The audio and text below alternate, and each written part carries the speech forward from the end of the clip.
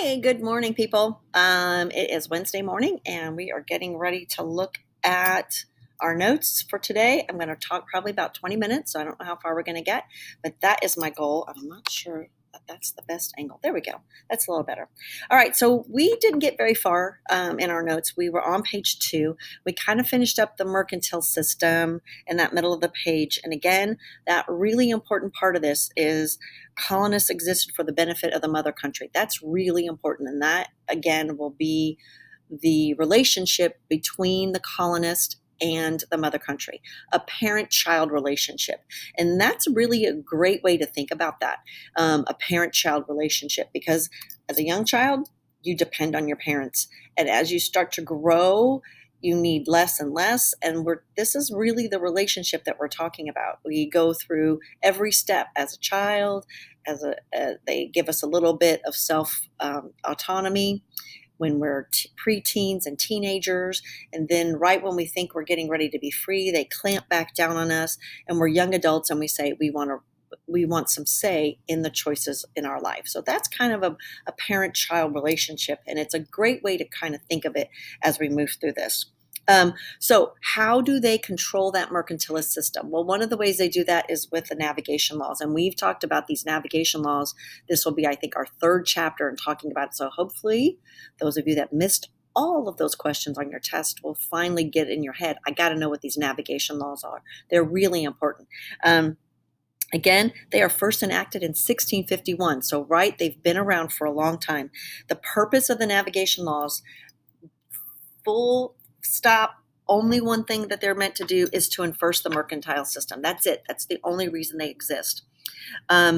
Basic provisions of the navigation laws. And again, this is the third time we're hearing this, people. So please make sure that you're getting these. You should not have any excuses for missing these on test. Restrict commerce to and from the colonies to English. Any ship that leaves the colonies can only go to England or the English West Indies. Certain enumerated articles like tobacco couldn't be shipped to any other foreign market except England, despite higher prices. So there's a lot of those enumerated products. Most all of them are ones that could get the colonists large prices. Timber, indigo, tobacco, all European goods going to America had to go through England first. So even if you were buying French lace or French champagne, you could still only buy it through England. And again, that creates that middleman, and who's making money and profit? England. Certain restrictions on colonial manufacturers for export. Britain did not want manufacturing competition with the colonies. So colonists, even though at this point we really aren't growing that much cotton, but we are beginning to, they cannot export woolen cloth. Beaver hats, prohibited. Can't do that. Encourage colonists to produce pig and bar iron, but you can't make steel. Again, difficulty. So first we have the Navigation Acts, which will be followed in 1733 with the Molasses Act, imposed heavy duties on all molasses, rum, sugar imported from the French Caribbean. So if you are smuggling with those people, we're going to impose heavy duties. So the colonists, again, we are trading with the French because they are good customers, and rum produced in America was traded for slaves. And again, beginning this Atlantic slave trade, that's part of this Molasses Act.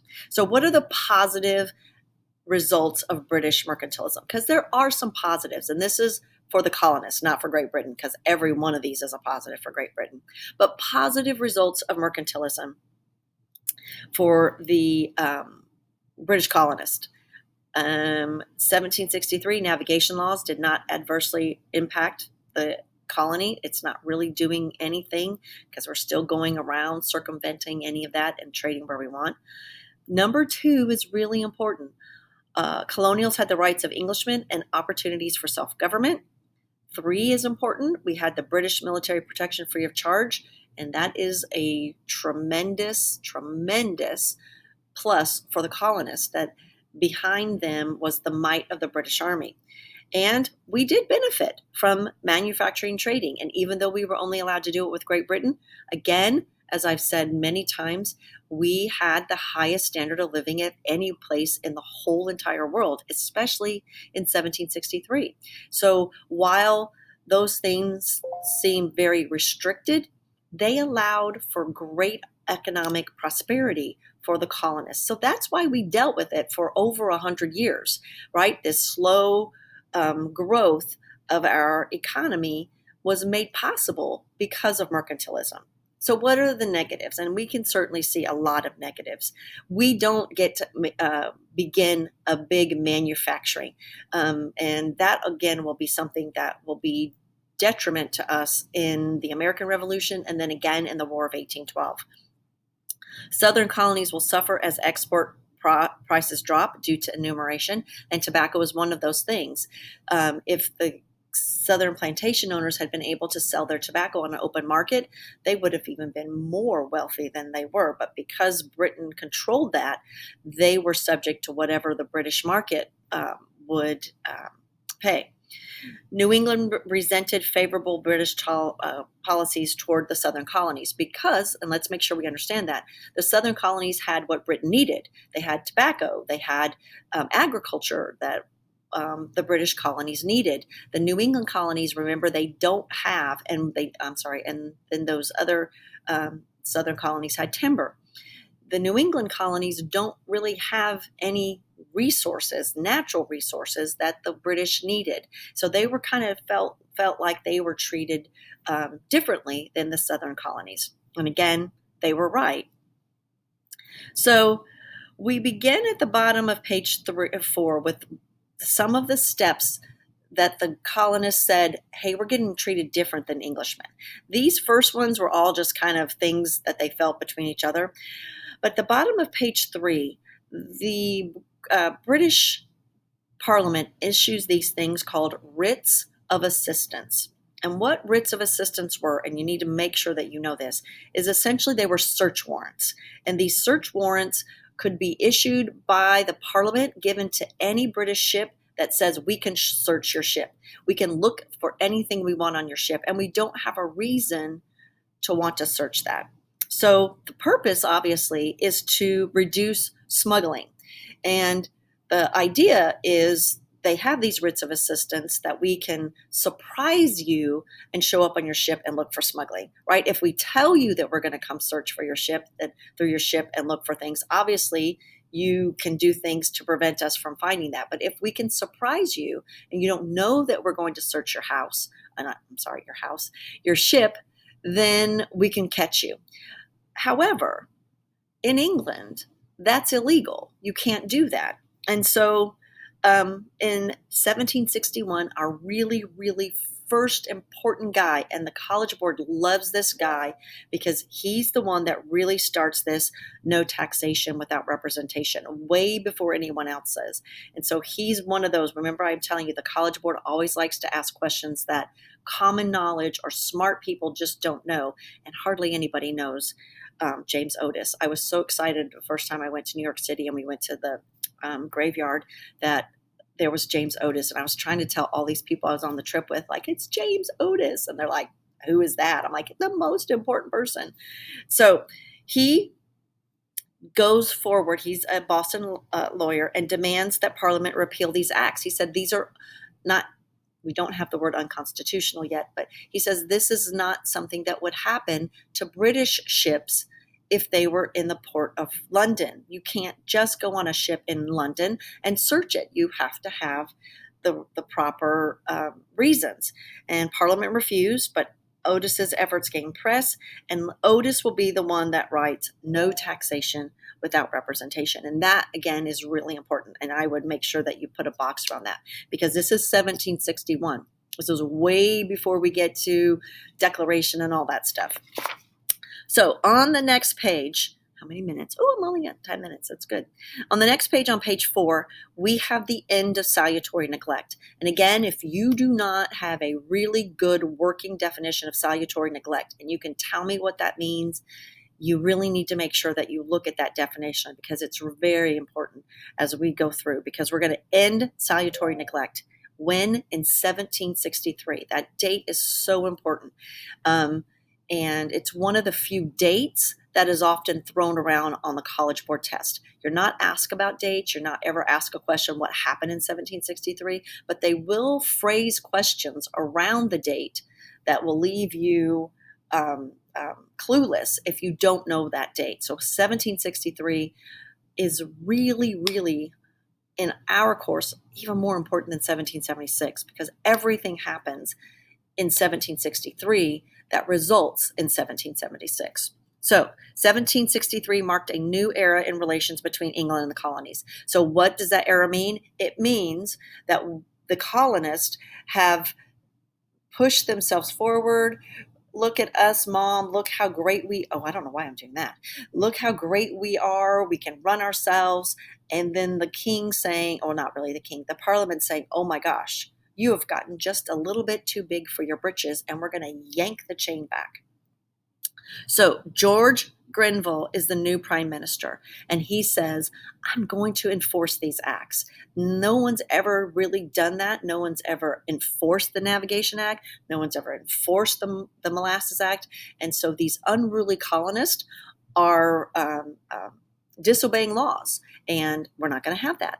So Americans are angry about the increased authority of admiralty courts that can now try smugglers, tax evaders, ship owners, and others accused of violating restrictions. No trial by jury, and they're located in Nova Scotia. So on page 4, 1A, hidden, that last little blurb after what the Admiralty, that no trial by jury and located in Nova Scotia, that's what makes colonists mad. And again, it should not be lost on you as we start to move towards our Constitution, why some of these things show up in our Constitution. No trial by jury. An Admiralty court, again, hopefully you can see that word admiral, and that has anything to do with laws violated on the open seas. You don't have a trial by jury, meaning you don't get to have anyone listen and make objective opinions on your court. And they're in Nova Scotia. How the heck are you going to get anybody that's going to support you to go to Nova Scotia? Which that's bad. B is the big one. British debt from the 7 Years' War was enormous. It was huge. And so we got to figure out a way. And the only way a government can get money is to tax people. And so the British said, half of this debt was the protection of the colonies. The colonists said, we did not need protection. You asked for our help. We didn't need protection. We were fine. You ask us for help. So the British said, you should pay a third.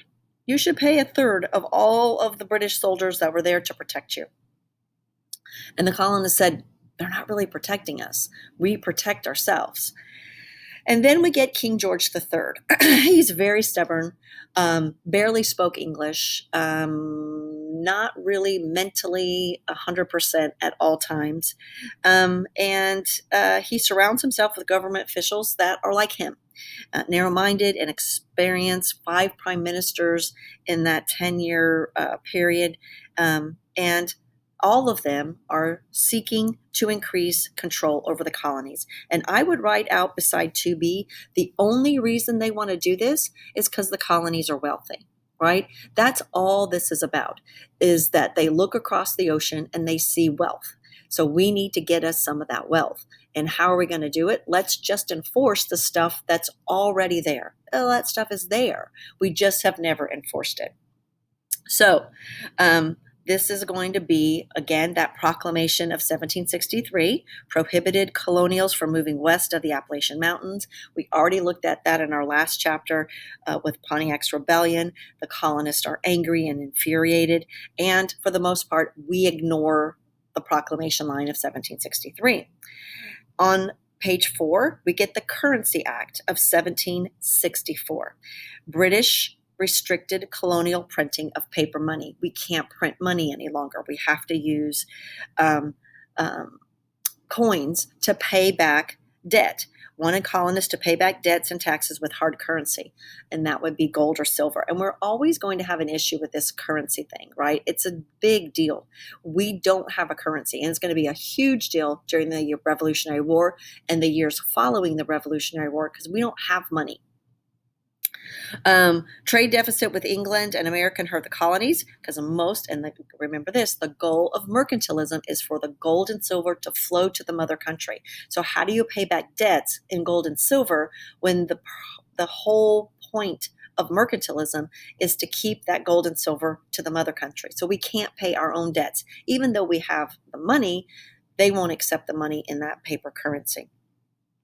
So Sugar Acts in 1764, updated version of Molasses Acts. So the Sugar and Molasses Acts are very much the same thing, but it is 5A, the first act ever passed specifically to raise money for the crown. And that's a problem for the British. When we think about taxes, we always specifically think about being taxed and getting something in return. So for instance, living in Sullivan County, if county commissioners said, we feel we have a big problem with the number of deputies that patrol our county. We don't think we have enough to reach all parts of the county, and we need to raise taxes, and those taxes will go directly to benefit the hiring of more deputies. I would be all for that. Raise my taxes for that. I don't have a problem with that. I live in the county, so that is important to me. If I lived in the city and the city said, we as a city council and as a school board recognize that a lot of the sports that we have cause serious injuries to students, and we'd like to build a swimming pool. Swimming is a highly competitive sport. There's lots of scholarships that swimmers can get. They don't get concussions. They don't get bruised. They don't get broken arms. They don't get ACLs torn. This will be a great sport in addition to add to Sullivan High School. If I lived in the city, I would be for that tax as well. But if you said, hey, we want to start collecting in Sullivan County to build a better house for the governor, and he could have bathrooms in all of his bedrooms, I would say no. No, that's not a necessary thing to tax me. And that's pretty much where the colonists were at. You're raising revenue. To do what? We need to know what that revenue is for. It has to have a purpose. So if the state of Indiana says we just want to raise revenue, most people say, no, you need to tell us what that's for. And that's how the colonists felt. You can't just take our money and not give us something in return. And again, in Sullivan County, better roads, better access to 911, better internet. Those are all things that our taxes go for. So at the bottom of page 4, the Sugar Acts are just going to look for revenue. And what they do is aim to regulate the illegal triangular trade by collecting duties. And a duty is a tax. I would write that outside so that you understand that. Those of you that have ever done any international traveling, or even in the Indianapolis airport, you see those duty-free stores. That means you can buy those things without paying the taxes in the country of which you're purchasing it. Reduce taxes on molasses, but taxed all molasses, not just molasses from the West Indies. So we'll reduce the taxes, but then we're going to tax everything. Can't enforce them again. It's really difficult.